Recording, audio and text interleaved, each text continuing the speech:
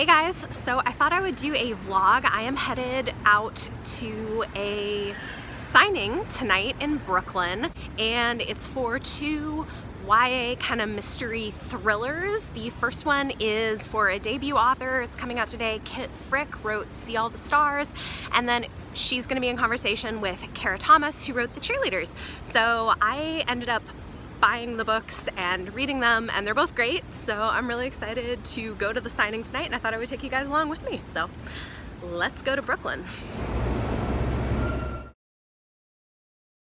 This is from the very opening chapter.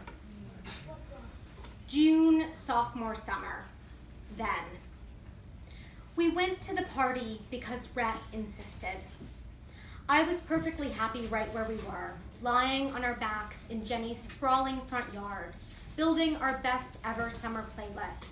But Rhett was bored with our listless and lovely string of afternoons. Always the four of us. Rhett, Jenny, Bex, and me. Yeah, there are so many of you here. I am so bowled over. Awesome. So I'm going to ask you some questions about the book, which I loved. Kit emailed me back in the fall, I think, with an advance copy of her book, asking if I wanted to read it and blurb it. And I did, and I loved it. And we got to talking and realized that we both lived in the area, and here we are. I didn't make that awkward at all. Okay. So, and I have my notes here, which you said. Yeah, me too. I'm not good at winging it. See it. Okay. So, See All the Stars features this really intense female friendship at the center of the book. So, I want to know, like that's one of like my favorite. I hesitate to even call it a trope because it's not a trope. It's just a fact of life that girls have these really intense friendships. What are some of your favorite books or movies or TV shows that feature that like intense, explosive female friendship? Yeah. So when I set out to write See All the Stars, I knew that it was going to center around this intense friendship between Ellery and Rhett and their group of friends, and I knew that there was going to be a sort of explosive breakup that shatters this group of friends, and that was sort of one of the only things I knew about the book going in, but that was always on my mind, and I've done so much reading on books that center both really awesome female friendships, like intensely awesome and also intensely bad and verging on toxic.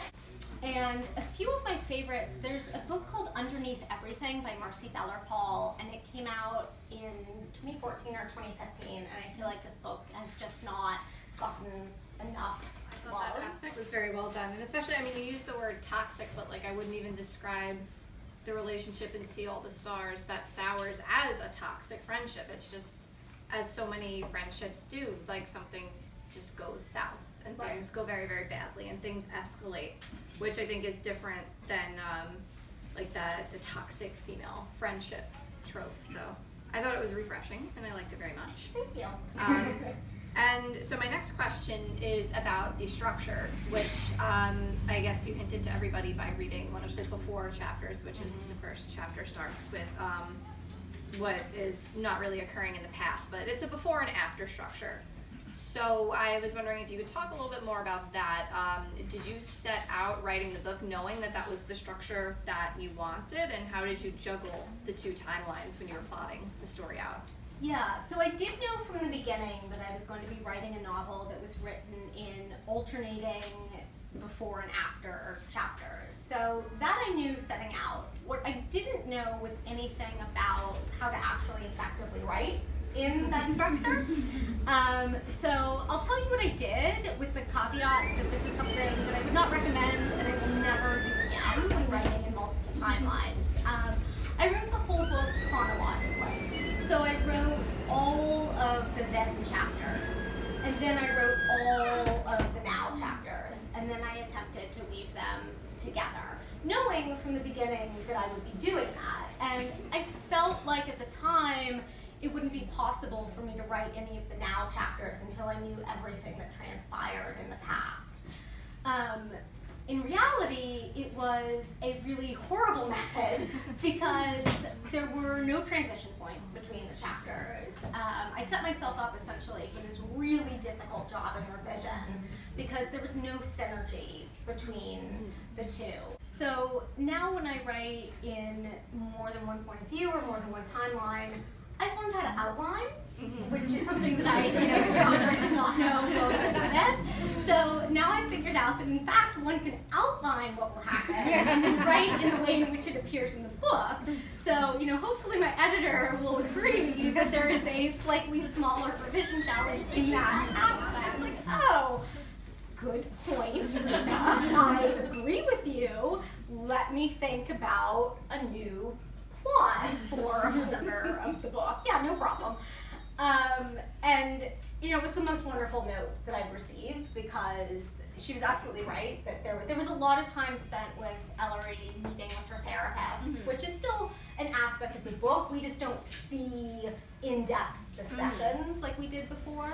And it was just a lot of talk and her working through her issues, which needed to be there as an aspect of the novel, but it just didn't need to be front and center on the page for multiple chapters. So I was able to bring in a lot more of the relationship between Ellery and Rhett in the now timeline after the friendship fallout. So that was the largest thing that changed in edits. And then we did a second smaller round of developmental edits, and then it went into copy edits and proofreads, and it was, now it's a book. So piggybacking off of that, can you tell us a little bit about your editorial process for the Cheerleaders, which is your most recent book, which just came out 2 weeks ago? And I'd love to know, in particular, something that remained from the very first version of the book into the final book, and something that changed in revision. So the Cheerleaders is about a small town in upstate New York where 5 years ago, 5 cheerleaders who all knew each other died under mysterious circumstances. There was a murder, a car accident, and a suicide. And all the girls knew each other, and this happened over the course of a few weeks. And then the book takes place 5 years later when the sister of one of the last cheerleader to die discovers her sister's old cell phone in her stepfather's desk in a locked drawer with some text messages that shed light on what really happened to the cheerleaders 5 years ago. So she starts her own little investigation to find out what happened to not just her sister, but to all these other girls where these deaths. The book is taking place in the present, but it's really about a mystery that happened 5 years ago. Right. Which was kind of hard to balance because I always thought that you had to open the first chapter with a dead body or a missing person, and that's what all my other books open with. So naturally, as I was planning this out, I had this idea for this town that was recovering from something that happened 5 years ago, but then I was like, well, who should I kill in the first chapter? So there was, in the very first draft outline, there was a freshman character who just gets murdered or something, and it's tied into murdered or something. This is why it didn't make it into the last. This is why it didn't make it into the final draft, because it was just I was trying to make the past run parallel to the present, and there were just too many things happening, and I realized that it was okay for the primary mystery to be something that had happened 5 years ago, as long as there was enough pushing the main character Monica forward. A lot of Speak by Laurie Halse Anderson, which is one of my favorite YA books of all times. So what drew you to writing this type of story versus all the other types of books that you could write? Did you always know that you wanted to write realistic fiction? Did you know that you wanted to write something darker? Yeah, thank you for the Laurie Halse Anderson comparison. That's huge. I love her. I did always know that I wanted to write something realistic and kind of dark. So I began this book with the question of what would happen if a girl lost all of her best friends and her boyfriend in one fell swoop, and then had to come back to high school the following year and face the rest of high school on her own. And nothing nearly as dramatic or traumatic happened to me during my own high school experience as Ellery does. But I did experience, you know, my first love, my first heartbreak in high school, and I did also have this period of time early in high school where for the first time I had this friend group. Not just like a few individual friends, but like there was an actual core group of us. And then later in high school, in an incident nowhere near as interesting or fit for fiction as what happened in See All the Stars. Yeah, nothing like that. But there, you know, there was like an argument over someone's hoodie. I mean, you know, it was some typical high school stuff, and Really hard hitting. right, exactly, really hard hitting problems. One girl was copying another girl's hardcore hoodie. Anyway, our friend group split apart, and so Hoodiegate. it was Hoodiegate 2000. So there was a period of time in high school where I felt like I had these intense highs of having this first boyfriend and having this amazing friend group. And then there was a later period in time where I had no boyfriend and I didn't have no friends, but my friend group that had been really close-knit was suddenly into factions, and it was very fraught. And you know, it's amazing that almost 2 decades later, that is still really just below the surface.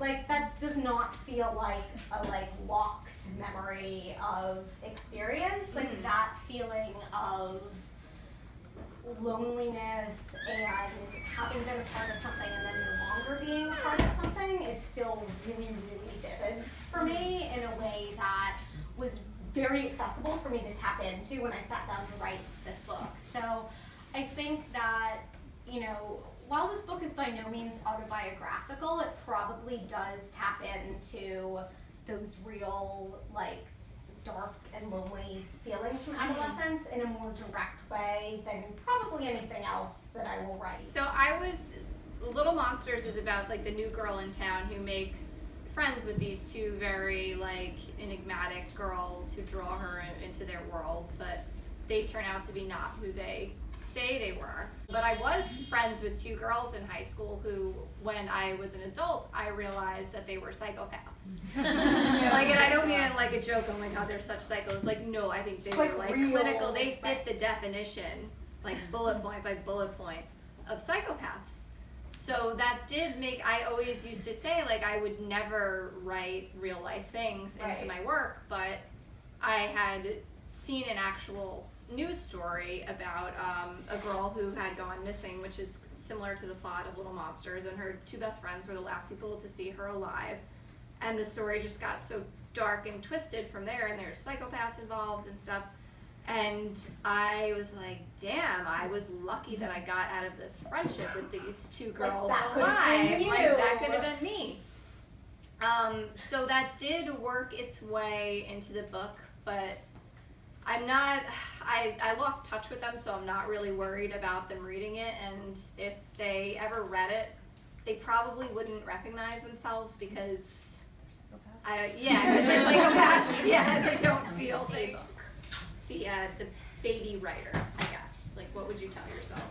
Right. I think the last time that I sat down to write something that I didn't have the prospect of publication on the back of my brain was probably in college. I had a professor my senior year in college who said, you know, something really nice and complimentary about a short story that I had written for workshop, saying that like he felt like this was on par with things that he was reading in journals. And that, you know, he meant it simply as a compliment for my writing, but of course I took that as like, okay, the next step, what are these journals? Like, what is this next step with writing that is going to involve publication? What I would tell myself is, like, that's not going to happen next year for you, Kit. And in fact, that's not going to happen for, like, 15 years. And so, like, sit back and enjoy the ride. That is fantastic.